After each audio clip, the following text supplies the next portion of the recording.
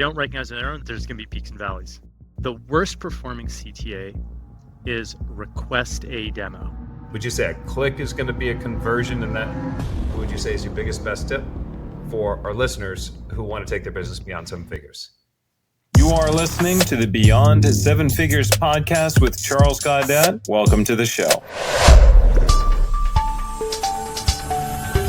Hey, ladies and gentlemen, welcome to another episode of the Beyond 7 Figures podcast. Today's guest, I've been really looking forward to speaking with him for a while. Follow him on LinkedIn.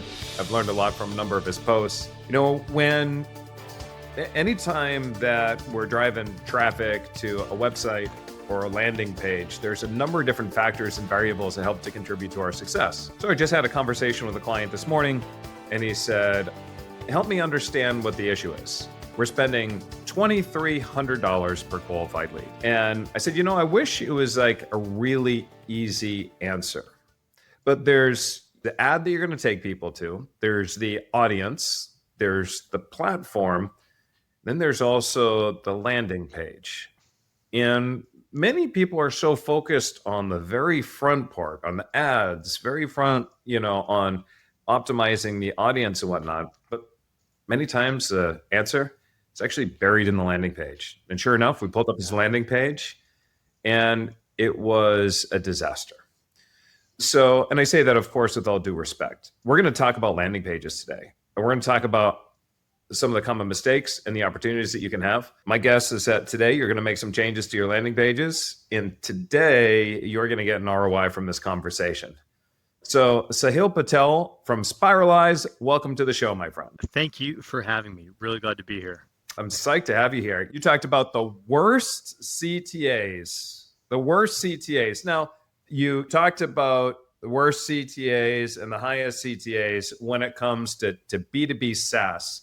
But I'd also like you to not only talk SaaS, but maybe some of the worst CTAs you've also seen when it comes to, other maybe agency type websites or other professional services or in other industries. Let's just talk about the worst CTAs. Okay, let's talk worst CTAs in B2B SaaS, where the call to action is you're going to get a demo or talk to a sales rep. It's use a little bit of jargon here. Sometimes marketers like to call that sales-led.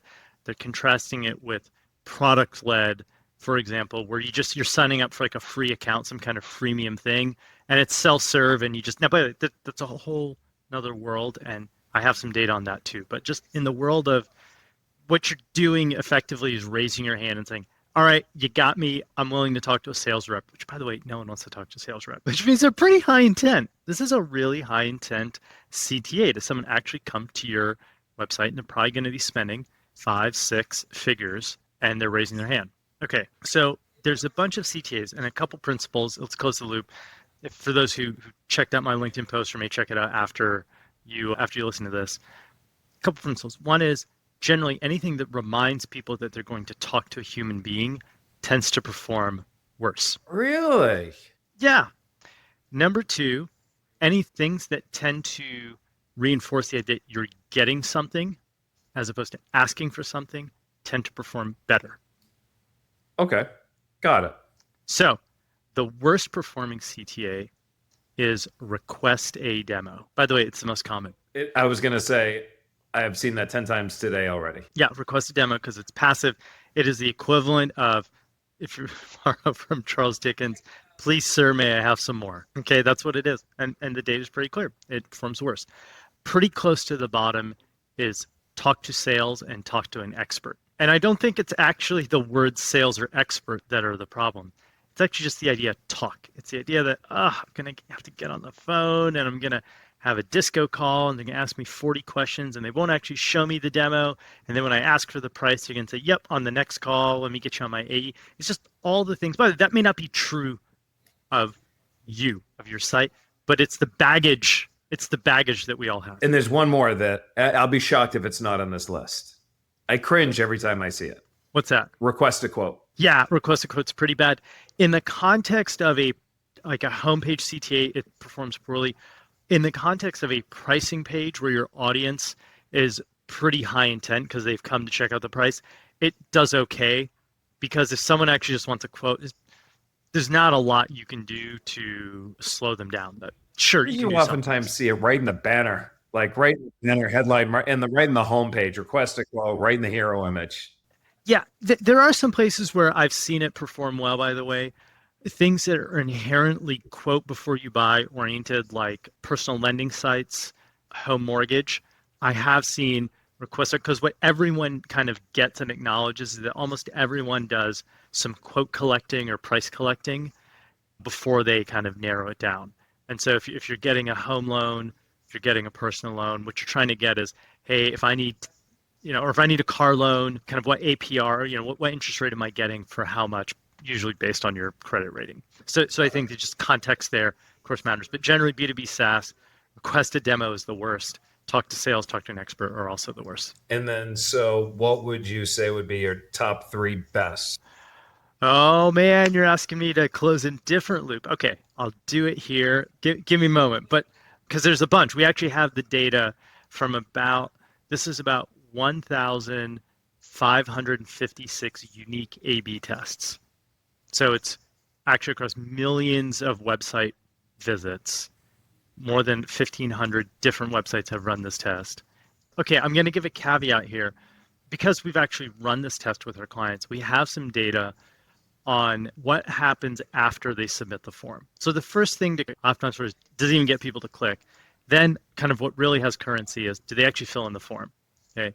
Now, you also want to measure, is there meaningful difference in, do they show up for the meeting, and are they qualified, and does it turn into a sales op? Sure, that makes sense. Okay. Now, here's what was pretty interesting. See it in action and watch a demo are really good at getting people to form fill, but they're not that good in turning into sales opportunities. Now, the context here is 1, B2B SaaS, 2, what people call sales-led motion, or not kind of self-serve type of products. And we don't know this to be true, but we do this a lot. So, maybe some credibility here is that the reason those don't perform well, what we call down funnel into what creates sales ops, is that there's a little bit of bait and switch going on, that people feel like, oh, I'm going to immediately get into the product. And in fact, you're going to talk to a sales rep. The two that reliably, if I had to pick one, and you just said, Sahil, I'm not giving you any context. I've got a B2B SaaS company, and I want you to just blindly tell me what to do. Not that anyone should ever do this, but if I had to, just based on the data, get started and get a demo perform the best. I see that. Actually, get started is really good across the board in several different industries. It's short, it's sweet, it works, it's action-oriented, it's 2 verbs, and there's no evidence that anyone feels like a bait and switch going on. Yeah, I totally get that. One of the other mistakes that often I'll see is people will change their CTAs too soon, right? You talked about running millions of different tests. What have you found in order for something to be statistically significant? At what point will you make a change? So there's 2 things, and I'll geek out a little bit here on conversion rate optimization. There's 2 things. One is, how big is your sample size? The second is what's called the minimal detectable effect, MDE. Okay. What that means is, if you make a small change, it takes a really long time to be sure that any difference you see is not just due to chance. So the challenge, if you run a test like a CTA type test on your homepage, and that's the only thing you change, it's statistically pure, but it has a low minimal detectable effect, it takes way longer to run that test versus, let's say you changed the imagery on your homepage. Like, everyone's like, there's just no way people don't see the imagery, and you get a signal. It might be positive, it might be negative, but you get that signal pretty quickly. For something that's like just a CTA change, what I like to see is at least 100 conversions on each arm of a randomized A/B test. Hey, so now your audience can work their way backwards from, how long should I run the test? Now, I'm speaking in very broad terms here, so you should take everything I say with a big grain of salt. But if you were to look for even just CTA, the conversion is going to happen on the back end. So would you say a click is going to be a conversion in that? Wouldn't base it on a click. Okay. I wouldn't base it on a click. I would actually measure, let's say you took your homepage and you tested get started against the one that we know is often a loser, request a demo. request a demo. It says passive, please sir, may I have some more? Okay, you tested those two. You should measure both of those against each other. Which one actually got more people to fill in a form? You should do that, and you should wait until you get at least 100 form fills on each side, and then see if there's a difference. Now, ideally, you also see you should do some tests for quality. You want to make sure that it wasn't like they're just getting a lot of bots, or job seekers were filling it in because they thought maybe they would get to talk to someone important, something weird like that. That's what's when we say CRO, people talk about down funnel quality. That's what they're talking about. Got it. Love it. Speaking of sales is, making a lot of interesting and rather disruptive type of, it's going to be disrupted is what I'm trying to say. And I agree with you. When we look at, who has traditionally been way ahead of the curve, the early adopters, and then what usually ends up happening a lot later, oftentimes you do look at these big tech companies. And then you look at some of the other more innovative ones like Tesla, for example, right? They've radically changed the car buying process because you'll go online and you'll buy a $110,000 vehicle with an app, and you don't talk to a person until after you pay. That's right. And they go direct to the consumer. Like when you go to a Tesla showroom, you're buying from Tesla. When you go to buy an Acura, you're not actually buying that car from Acura. You're buying it from, your local Acura dealer. Absolutely. And what's interesting is, so I was sitting there and I had a phone conversation with a friend of mine, and he was asking me, he goes, where do you think B2B sales is going to end up going now in the future with, 96% of all B2B buyers and, doing the research before they get on the phone. And then we're seeing consumer behavior changing and the way consumers are buying, like in the Tesla example, that often spills into, how B2B, and there's usually a lag time and whatnot, but how they buy, because how you buy anything is how you buy everything. He's like, where do you think this is going to go? And I love big challenges like this. So I put my earpods, went to the beach, where I do some of my best thinking, and I just had a brainstorming session with AI. And I'm just talking back and forth, and I'm scenario playing. And it took about 2 hours of different scenario playing and back and forth. And ultimately, the conclusion that we came to is that the B2B sales role will be non-existent as we know it is right now, but it will rather be more of a customer service or client experience type role. That buyers, especially with AI, will have all the information that they ultimately need to make a buying decision. The salesperson is ultimately going to be there more as a client experience specialist and more focused on retention and making sure they're getting the best use of the product and whatnot, once they enroll. I'm curious.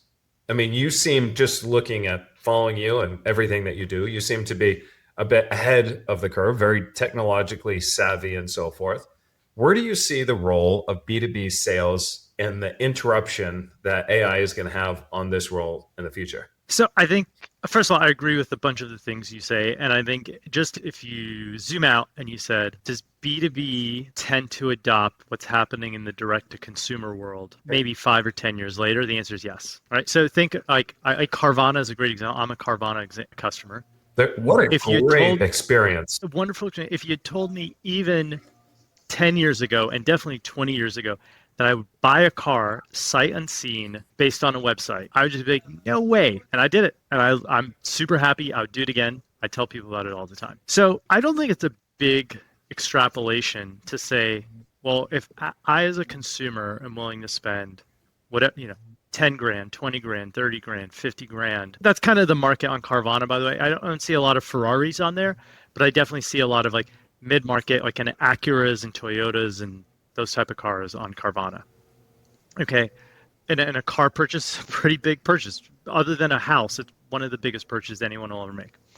If I'm willing to do that on a pretty self-serve basis, is it a leap to think that businesses someday will be making more of their six-figure purchases for software on a more self-serve basis? And I think the answer is yes. Now, how long will that take? I don't know. I do think it'll take longer than maybe some people think. Will the role of the salesperson, the highly compensated consultative salesperson, be more like a customer experience or customer success person? I think the answer is yes. And I think that's already happening, especially in the enterprise market. Now, here's maybe where I have a difference of opinion. I think in the SMB market, if you're selling like a point of sale software to retailers, like people that have gas station franchises, for sure. For sure. Just the economics will just no longer work to have a sales rep doing that. I think in the mid-market, it'll take a while. Enterprise market, I don't want to say it'll never happen. I think it's way far off because the selling process is just, not only is it complicated, it's much broader. It's really more like And relationship driven too. Well, it is relationship driven to an extent, but if you think of like a typical enterprise sale, let's think about who is a sales rep. Okay, an enterprise company, let's think really big enterprise, like Bank of America, huge international bank. When they have a vendor, first of all, even when they've said, hey, I want this piece of software, and they're going to, of course, be looking at 3 or 4 in every category, there's a compliance review. Now, do you think of compliance people as sales reps? No. No one puts that, no one introduces themselves, say, hey, I work in SOC 2 compliance. I'm a SOC 2. No, it's like, no. But in the context of that purchase, you're a sales rep. When the Bank of America says, hey, Sahil, we're willing to buy your software, we need to see your SOC 2 certificate, and I hand them off to my compliance person, that's a sales conversation. Yeah. Well, that also goes into your more client experience to some degree, right?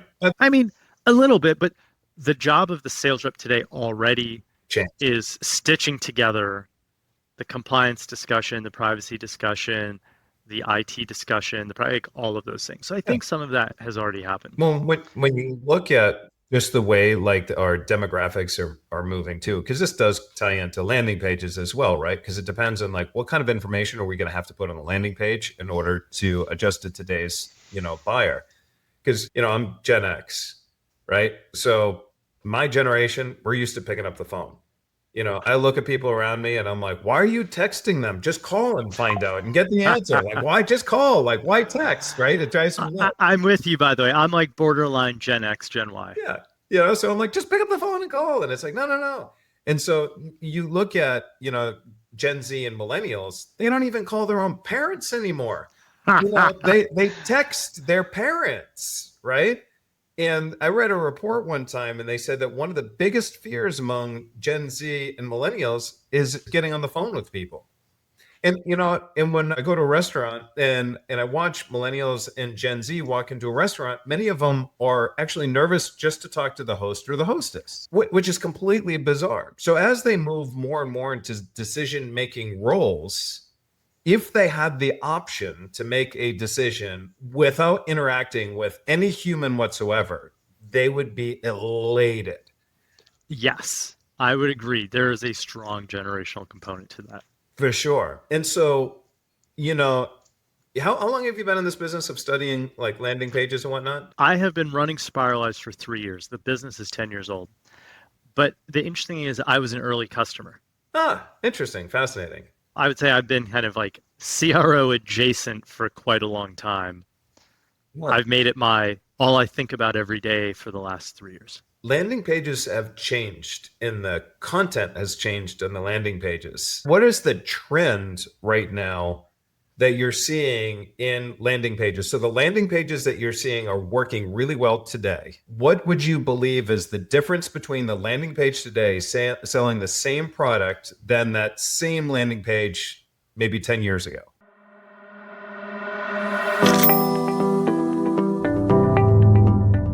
Hey, if you're listening to the Beyond Seven Figures podcast, you may already have a great business and you've cracked that elusive 7-figure mark.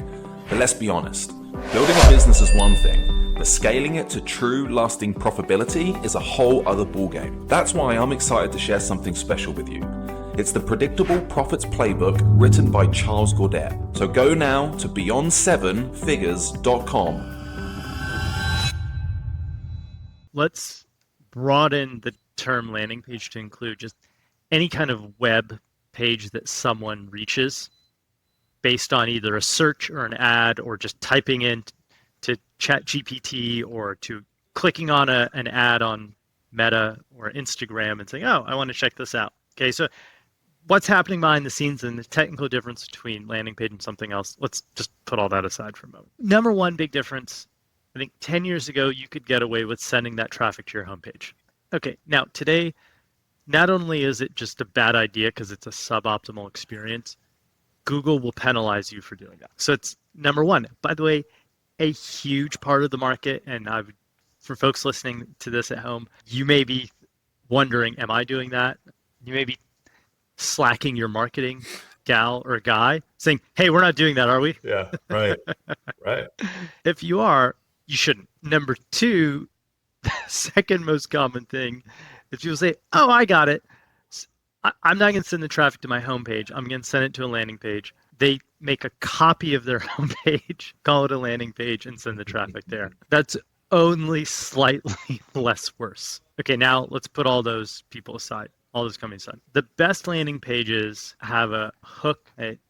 First they have a hook, they have a ladder, and a mirror. And here's what I mean by that. The first thing they should do is they should mirror or repeat the hook that's in the ad. So if they clicked on an ad or a search engine result, you should see it on the landing page. By the way, that's a great reason not to use your homepage because you might have 5 ads. How are you going to have 5 homepages or 5 headlines on your homepage? Number 2, you should ladder the person up immediately to the top of the page. And then number 3, you should repeat that hook. So if you have a big mistake I see is a cat food ad and a dog food landing page. The cat food ad, yeah. Yeah, cat food ad, dog food landing page.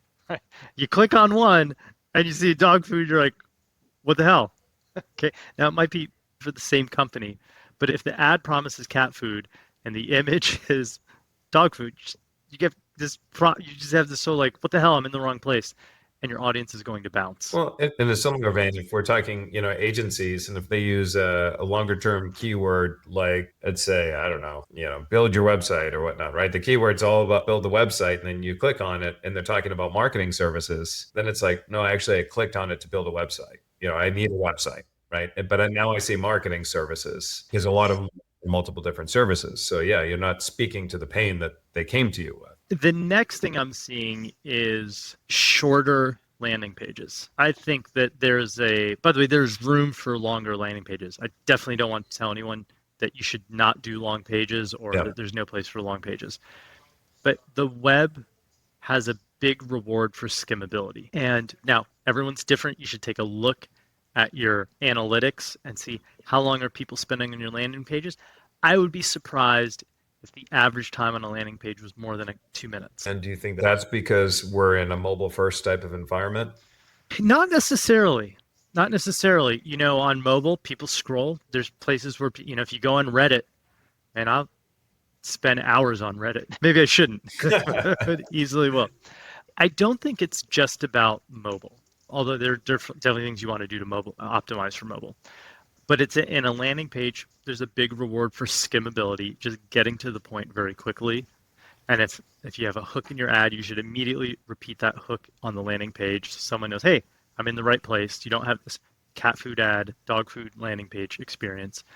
But their interest in consuming a lot of information on a landing page is limited. Okay, now, there are exceptions here, things that are, if you're in the B2B space, if it's a learn about our product type of page, if you have a highly technical audience and people are looking for technical information, if it's a blog, if this is a kind of an education or edutainment type of page, you got to have some meat there, and those things deserve. But I think for many, if say someone Googled billing software for field agents, okay, something that's super specific, it's super categorical, it's not a branded search term, so that person's probably like, hey, I want a couple companies that are in this space. That's a page where you want to give them some information, and then you want to give them the opportunity to continue the journey. And that could be raising their hand. It could be just saying, hey, maybe I'm not ready to raise my hand and talk to a sales rep or try out the product, but maybe I want to do something like watch an interactive demo. That's probably the third thing I've seen is the rise of this middle ground between, hey, I'm ready to try the product and I can do some kind of 7-day free trial versus, okay, I got to fill out this form, talk to sales rep, God help me, but I'm willing to do it. There's a bunch of really cool companies. One of them is called Novatic, great company. And this isn't an endorsement of Novatic. I don't have any vested interest or, nothing there, but I've just seen it work. And there's other companies, by the way, like them that are also really good. But Novatic, for example, that lets your audience see it's not watching a video. It's an actual interactive demo where you can click around and see different features, and it kind of guides you as you go through it. It's a really great way to kind of give people a taste of what you offer. Got it. Now, has AI played any role in any of the landing pages? Definitely. Like, so first of all, a great thing that AI has done is democratize building web pages and landing pages of all kind. Like the time to spin up that. And by the way, let's go back to what we talked about at the beginning. This idea that if you look at what's happening in direct to consumer, it's going to hit B2B 5 to 7 years down the road. So I'd say 5 to 10 years ago, you saw the rise of Squarespace, Wix, and a bunch of companies like that that made it super easy. Now, I remember I built my first website in 2004. I downloaded a copy of Dreamweaver, and I opened it up, and I was like, what the hell is this? And I just, over the course of kind of through brute force, I think over the course of about 30 or 40 hours, I built my first website, and it was, I mean, now it's like terrible, but it was okay for the time. And now, I mean, it wasn't long. It was probably maybe, I don't know, 5 or 6 years after that, Yep. for sure no longer, that Squarespace and a bunch of others said, hey, you just sign up and you can drop in a bunch of images and you have a bunch of kind of prefabbed templates and you click publish, you got a website. So AI has it now for a professional looking B2B selling enterprise software. No one's building that in Squarespace or anything, but there are now a bunch of tools that democratize like just creating your basic landing page, and they're really good. And some of those are kind of AI assisted. Some of those are more kind of powered by AI. So that's number one. The second thing I think AI has done is just help, if you're trying to write copy, like, hey, I want my copy to be skimmable. I want to address these points. AI will write, I think, a passable first draft. I haven't seen it write production ready copy for the most part, Sure. but I've seen it produce like really good first drafts. And the thing is, ultimately, when we're going for testing, we need data, right? So speed is so important. Speed is huge. So get it out there. And then as it's out there and you're collecting data, the human can take over and start refining over and over and over again, right? But AI can really help for the speed execution. Yeah. Now, what I haven't seen AI, for example, produce is writing a great hook for a landing page. And, I think really good landing pages start by making an emotional connection with the audience. And making an emotional connection starts with writing a great hook. I might challenge that one only because we just released these bots for our clients. We trained on millions and millions and millions of characters on our IP. And then one of the bots that we released was a copywriting bot and a landing page analyzer. I love it. I love it. And can it write a good hook? It's pretty dope. Yeah, it's some of those hooks. I'm like, damn. I got to check my ego at the door sometimes because I'm like, all right, that might have been better than what I came up with. Well, it's funny. So I have a game show that I run, and one of the games we play is so people come on the show and they try and beat me in a bunch of conversion rate optimization games. We do 6 lightning rounds. The winner gets $100 to their charity. And one of the games is called Headline Hero. We take a website, usually a well-known site, and we try to rewrite the headline in 30 seconds or less. Now, and then there's a judge. The judge, he's in on it. He's always in the bag for the guest. And he's an awesome guy. He's an awesome guy. Ollie Whitfield, awesome dude. Check him out on LinkedIn, everyone, if you don't know him. Recently, we played the game where the producer of the show, Sydney, beforehand, she had AI rewrite the headline. Now, I hadn't seen it. The guest hadn't seen it. We both took a swing, and then she put up my version, the guest version, and the AI version. And the AI version was objectively better. Wow, interesting. Like it was good. It was really good.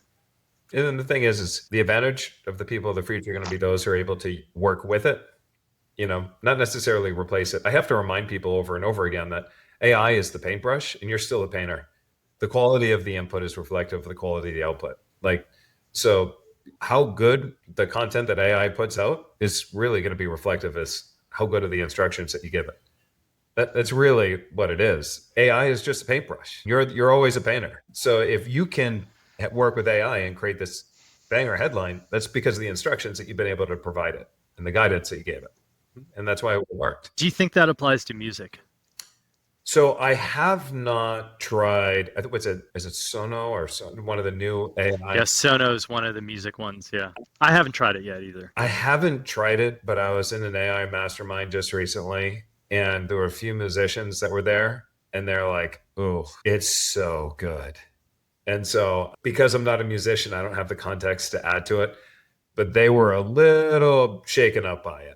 They were pretty concerned. I'm a strictly on an amateur level a musician. I haven't checked out Sono, but there's a great guy on YouTube named Rick Beato, and anyone who's into music should listen to him. And he did a thing, and he's like legit. He's a professional producer, musician. He gets interviews with like Sting, like people that echelon. No. Okay. And he did a comparison. He's done multiple of these, and he said this was probably in the last couple months. He thought Sono was legit. That's what I've heard. I've also heard that there's a timeline on it because it is disrupting that industry so bad that the lawsuits are piling up so hard and so heavy against Sono. A number of the people that know more than I do about what's going on behind that, they're like, if it doesn't bankrupt that company and bring it to its knees, then it'll be great. But the whole industry is up in arms trying to take them down. So I'm told. I mean, and I haven't read deeply on that. I mean, it is a moral quandary, especially when it comes to things like music, or let's just expand on like art, but music specifically. Whatever Sono is able to do, it has been trained on a data set of music, and that music is, for the most part, if you exclude kind of classical music, Mozart, kind of that era, is copyrighted material. Yeah, I mean, I get it. One thing I just, before we jump off, I do want to talk about one thing that we spoke about. You mentioned Carvana earlier. I just want to touch on that because it's actually really interesting. So we had a vehicle that, we were done with, and I said to my wife, I said, why don't we just swing by Carvana real quick just to see what they would be willing to take for this vehicle? Because normally we just trade them in at a dealership and just get another one. Like, let's just go to Carvana first, because I've really heard that they're even paying more than the dealership. And so she's like, all right. So we jump in the car. We drive over to Carvana. They made us an offer that was far more than what we would have anticipated. And so I said, look, hand them the keys. We're going to Uber home. Like, this is it. Hand them the keys. We're taking it. Like that. Yeah. It was that easy. Yes. So we handed him the keys. And as we walk out the front door, she goes, can we just go look in the parking lot? And I'm like, all right, whatever. Go ahead. Let's go look in the parking lot. I had no idea what the buying experience is going to be like. We go look in the parking lot. She sees this, cute little Mercedes Sport SUV out in the back, and she falls in love with this thing. So I'm like, all right, whatever.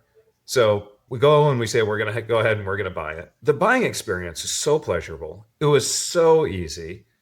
No haggle. No haggle. In, out. I'm like, God, it's hard for me to imagine that I enjoyed the car buying experience, but I actually did. Then the following day, I'm like, well, let's go buy a GM. My son needs a vehicle. Let's go buy a GM and so forth. So we went to GMC, like an actual dealership. We went to go buy one of those. I already knew what I wanted. I told the guy right up front, this is the vehicle that I want. This is what I'm willing to pay for it. 6 hours later, I said, look, I don't know how much more. I am going to walk out. I am telling you, I want to buy this vehicle. I don't know why this is so difficult. Just get me this freaking vehicle. Like, they were almost at a point where they lost the deal because I was so frustrated. My wife was like, Charlie, just calm down. I'm like, no, like, why could I go on Carvana in and out in an hour, trade in a vehicle, walk away with this one? All I want to do is buy this. And they're still playing the dance. We know we're going to come to the price. And they did. They came to the price that I wanted. But I'm like, 6 hours later? I'm like, this is stupid. But this is the difference. That's the old model that they're hung on to. Carvana is the new model. Tesla is the new model. When I go to go buy another vehicle, I'm going to first see, does Carvana have the vehicle that I want before I go to the traditional? Oh, yeah. It was so miserable, so it is interesting. Oftentimes the best answers to the problems and the questions that we're trying to solve is going to happen outside of our own industry, or it's going to happen by paying attention to, what's actually going on out there. Listen to the buyers, see where their frustrations and pain points are. When you make it so hard to buy from someone, like they're not going to want to do business with you. And we oftentimes see that too on other landing pages and websites.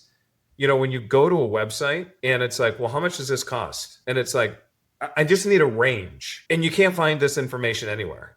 And it's like, all right, well, I'm going to go to a competitor. And the competitor shares the information. And it's like, all right, I'm going to just do the business with the competitor because I'm looking for information that they're unable to provide me. So over and over and over again, we see people using old principles, sales and marketing principles, not adapting to the new user.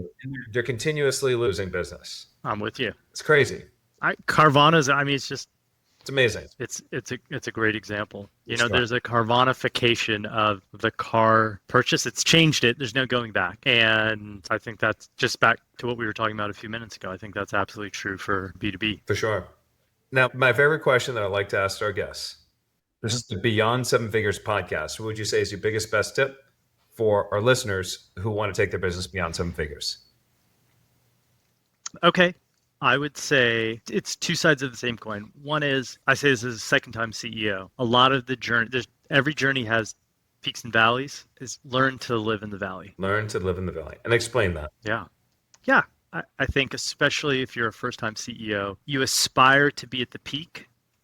And when you're in the valley, you just beat yourself up for, oh, well, I'm in the valley. Things aren't going the way they should. Mm-hmm. And I think there's a level of detachment. It says, don't get complacent, but actually learn that being in the valley is actually part of leading a company. Got it. I would pair that with have a professional therapist and get one before you need it. Not enough people actually put value on that. And I respect you for saying it. Yeah. Hey, I've been there and I've been in the valley a lot. I'm lucky, married to my wife as a clinical psychologist by training.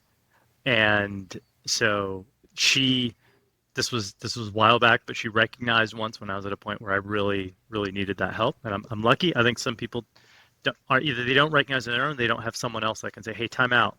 Just something's not right here. But the job of leading a company in whatever form, founder, CEO, CTO, co-founder, all those things, whether it's 5 figures or 8 figures or whatever, there's going to be peaks and valleys. The first time I ever went to go seek help in that way is I lost my dad a few years ago.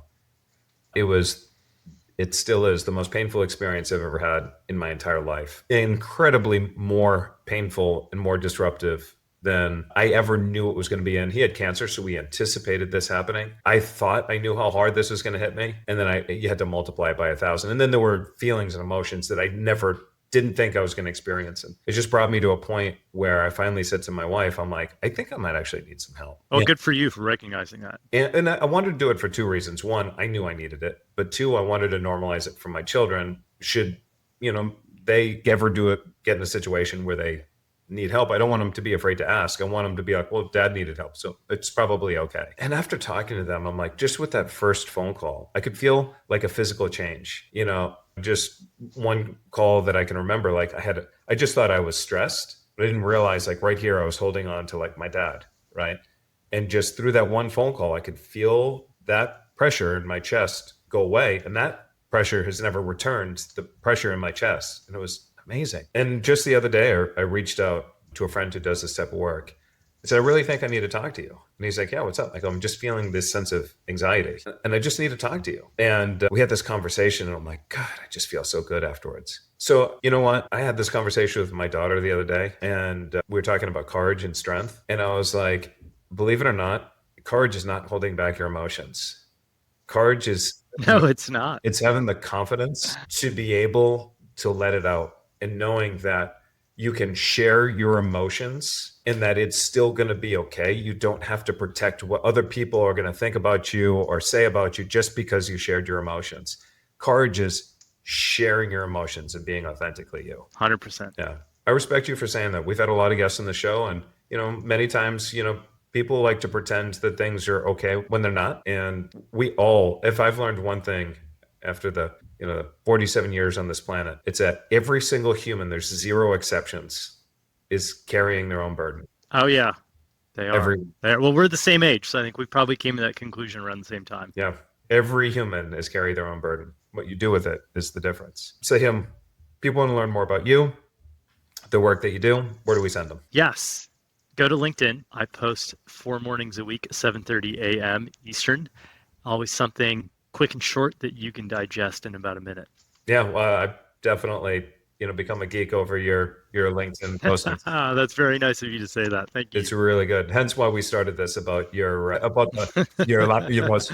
Yeah. And I like to, I think if you take something, look, landing pages, optimizing websites, it's kind of eat your veggies type of content. But if you can take it, make it light, gamify it a little bit, I think people relate to it.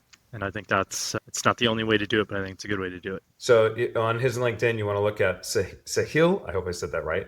Sahil Patel, and you're going to want to look for CEO of Spiralize, because I'm sure you're not the only one. No, there's a lot of Patels out there. There's probably even some other Sahil Patels, but I'm the only one that's the CEO of Spiralize. Got it. Yeah, there we go. We talked a lot today. I mean, we started talking about the worst CTAs on landing pages. People don't want to think that they have to talk to a human. But we talked about some of the best CTAs. You drop things like seat in action and get started as different ideas. We talked about sales, where sales is going to go in the future. We use a model of Carvana, which is highly recommends that people start paying attention to how people buy anything is how they buy everything. And it eventually kind of seeds their way through. So you want to lead the way, start looking at some of the different ways that sales today has been disrupted in the way that we commonly do business every single day. You talked about hook and ladder. Hook and ladder, make sure that your ads match the landing page itself, and a whole bunch of other things in between. So that is Sahil Patel. You're going to find him on LinkedIn. He's the CEO of Spiralize. And for additional tips, strategies, and information to grow your business faster, more predictably, and then less dependent on you, check us out at predictableprofits.com. Again, that is predictableprofits.com.